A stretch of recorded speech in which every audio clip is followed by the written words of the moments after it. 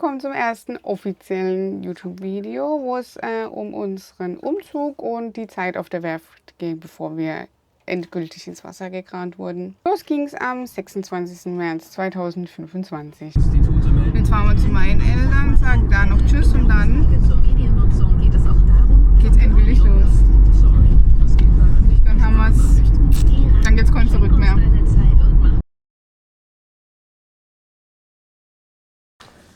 So, also, das ist alles hier. Alles Zubehör fürs Boot. Das muss da reinpassen. Sieht man jetzt nicht weg am Licht. Das ist ein Polo. Hier sind die Batterien, die wir endlich bekommen haben. Und unsere Sachen sind noch gar nicht dabei. Das heißt, Marius muss Tetris spielen. Ja, ich spiele. Das geht auch. Fast gut. Jetzt haben wir fertig gepackt. Vorne rein.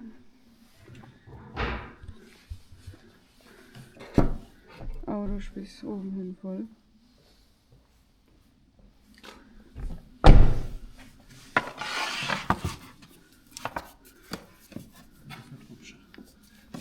Und jetzt geht's los. Was? Jetzt haben wir es geschafft.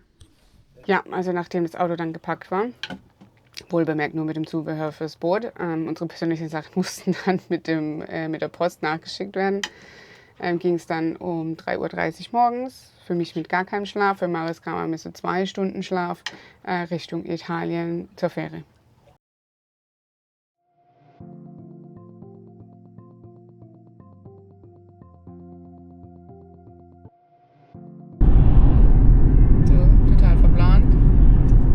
Morgens um 7:13 Uhr in Österreich. Eigentlich hätte man noch bei der Mutter beim Robert vorbeikommen können. Hätte mir das gewusst, dass wir jetzt auch nicht über die Schweiz fahren. Ja.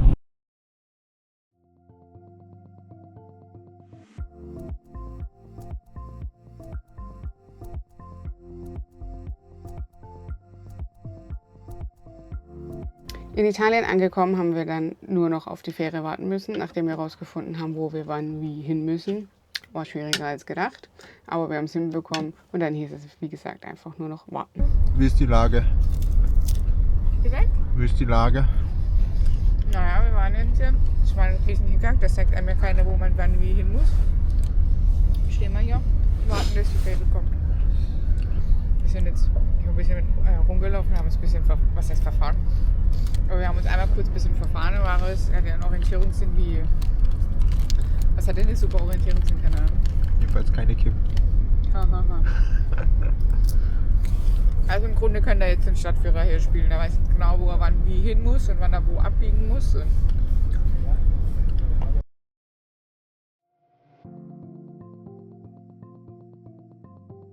die Fähre, die kam dann aber pünktlich und alles hat reibungslos funktioniert. Wir sind dann noch ein bisschen rumgelaufen auf der Fähre, haben uns das ein bisschen angeguckt und sind dann aber so schnell wie möglich ins Bett, weil wir so unendlich müde waren, wir beide. Und haben dann tatsächlich bis zum späten Vormittag, was für uns extrem untypisch ist, durchgepennt und haben dann ja eigentlich nur gewartet, dass wir in Griechenland ankommen.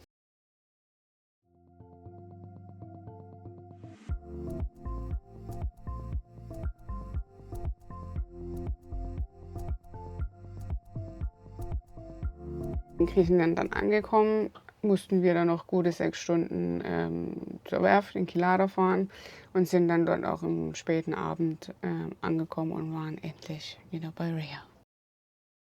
Ja, und der nächste Tag, der verlief dann so. Kim, was machst du da gerade? Der Strom geht nicht. Warum geht der Strom Wir nicht? haben so abgeranzte Stromstecker gehabt. So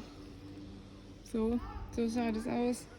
Und da haben wir uns heute Nacht nicht getraut, die ranzumachen. Haben wir gedacht, da fackeln wir das Boot ab. Deswegen haben wir heute Nacht gefroren. Und jetzt sind wir gerade dabei, die Stecker zu ersetzen, dass wir die Batterien heute Nacht laden können und ein bisschen Heizung auch machen können.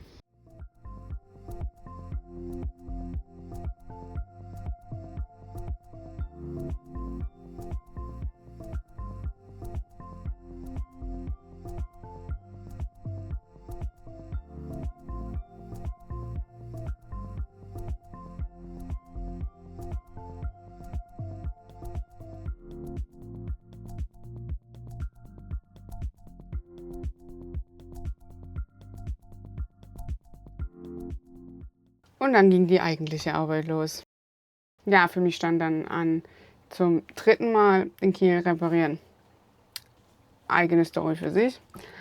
Das Antifouling runterschleifen, das Antifouling neu auftragen und dann noch die Hülle polieren. Und Marius hat sich der Riesenaufgabe angenommen, die richtig abgerockten AGM-Batterien durch Lithium-Batterien zu tauschen.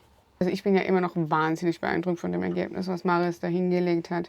Er hat sich ja in Deutschland eingelesen in das Thema, er ist ja kein gelernter Elektriker oder Elektrotechniker. Er hat sich da aber richtig reingefuchst und er hat mir unerklärlicherweise tatsächlich wirklich diese Kabellängen und das ganze Zubehör so dermaßen perfekt und in perfekter Länge bestellt, wie er was wie braucht. Wir hatten keine Reste, es hat nichts gefehlt. Also wirklich Riesenlob. Und jetzt bei der Aufnahme im September funktioniert immer noch alles einwandfrei. Also ich bin von diesem Ergebnis einfach nur, von dem Ergebnis und von ihm einfach nur wahnsinnig beeindruckt. Das weiß er aber auch.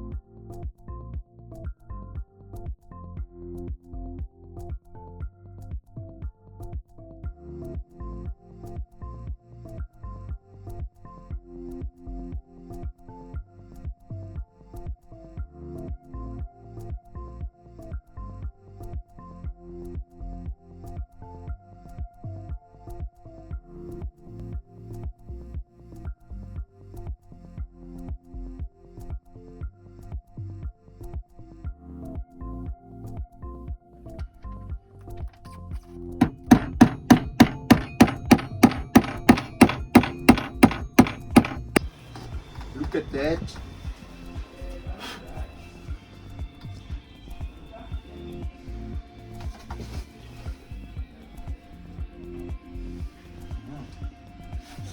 Bullshit. Nee, das ist Kondenswasser. Krass. Sogar Spinnerup drin. Freust dich? Ja, freue mich. Wenn ich es installiert habe und es läuft, dann freue ich mich richtig. Das BMS gleich ausgeschaltet.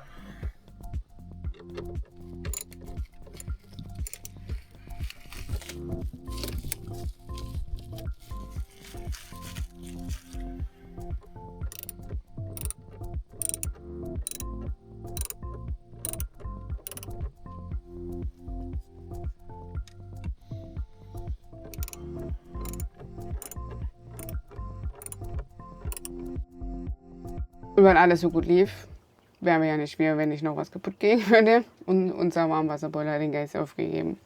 Aus dem Nichts. Wir haben mittags noch 1000 Liter Wasser getankt und sind abends mit einem Bekannten essen gegangen, kamen wieder und unser Motorraum stand unter Wasser. Ich habe dann die halbe Nacht den Motorraum geputzt und Marius hat am nächsten Tag dann den Boiler ausgebaut. Wir haben ihn angeguckt und wir konnten den Fehler einfach nicht finden. Wir haben nicht gefunden, wo dieses Wasser rausgekommen ist. Wir gehen von Materialermüdung aus.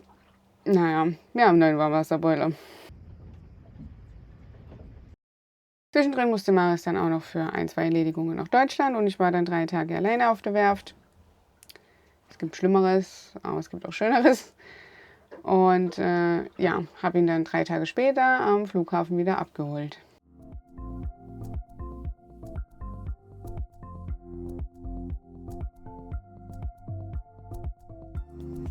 Als letzte aber, bevor wir ins Wasser gehen konnten, mussten wir noch die Dichtung von unserem Sea-Drive austauschen.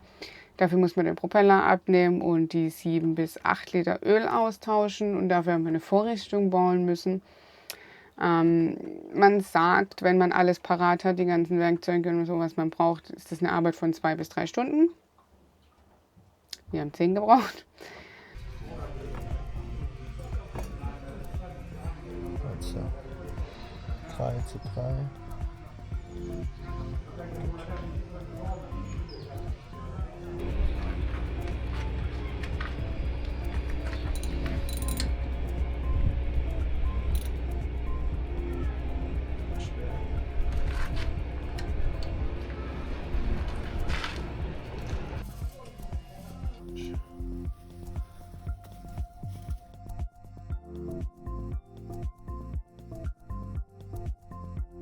Natürlich entsteht dann auch Reibung und man hat sich nicht immer ganz so lieb, wie man sich sonst lieb hat. Aber auch das gehört dazu.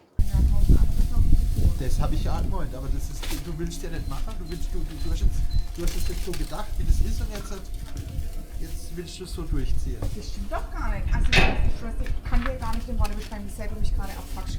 Ja, mich fuckt es ab, das war doch klar, dass es ewig dauert. Dann haben wir alles geschafft, waren auch immer noch zusammen und waren dann ready für den nächsten Tag, der Tag der Tage war. Wir sind ins Wasser gekramt worden.